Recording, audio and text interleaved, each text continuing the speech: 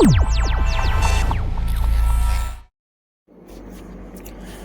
दोस्तों, आज हम इंटरेस्ट के बारे में बात करने वाले हैं। इंटरेस्ट का सिंपल मतलब है पैसों पर पैसा कमाना, राइट।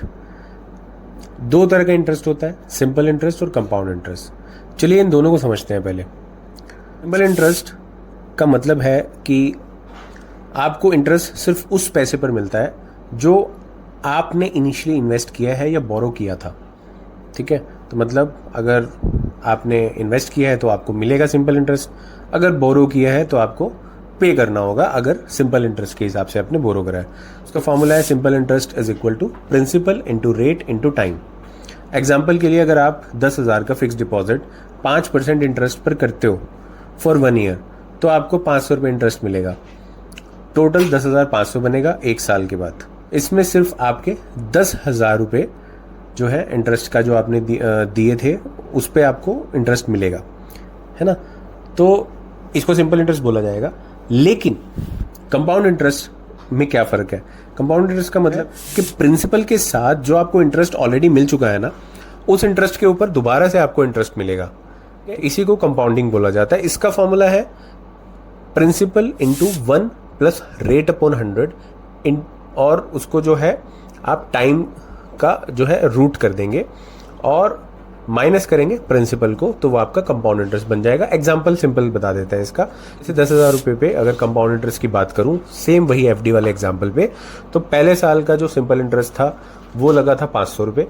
अगले साल जो इंटरेस्ट लगेगा 5% का, वो लगेगा 10,000 प्लस 500 जो इंटरेस्ट आपको मिला है, 10,500 पे इंटरेस्ट लगेगा, जो कि 525 आएगा, है ना। तो 525 आपका कंपाउंड इंटरेस्ट हो जाएगा।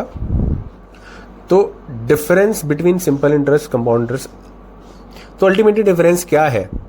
सिंपल इंटरेस्ट सिर्फ प्रिंसिपल अमाउंट पर मिलता है, कंपाउंड इंटरेस्ट आपके प्रिंसिपल और इंटरेस्ट दोनों को जोड़ के उस पर मिलता है। तो अगर आपको अपने सेविंग को लॉन्ग टर्म ग्रो करना है तो कंपाउंड इंटरेस्ट वाले ऑप्शन में इन्वेस्ट करो, जैसे एफडी या म्यूचुअल फंड्स, है ना। और अगर 10,000 को 10 साल के लिए सिंपल इंटरेस्ट पर इन्वेस्ट करते हो 5% रेट ऑफ इंटरेस्ट पे, तो 5,000 इंटरेस्ट मिलेगा।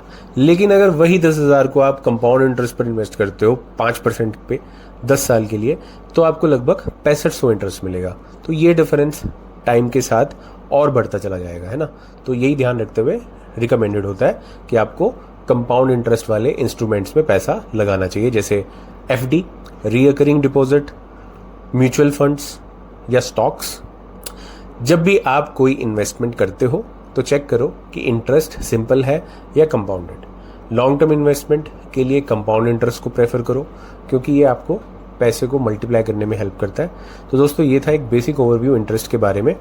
आपको अब पता चल गया होगा कि कंपाउंड इंटरेस्ट कैसे आपको ज़्यादा रिटर्न दे सकता है।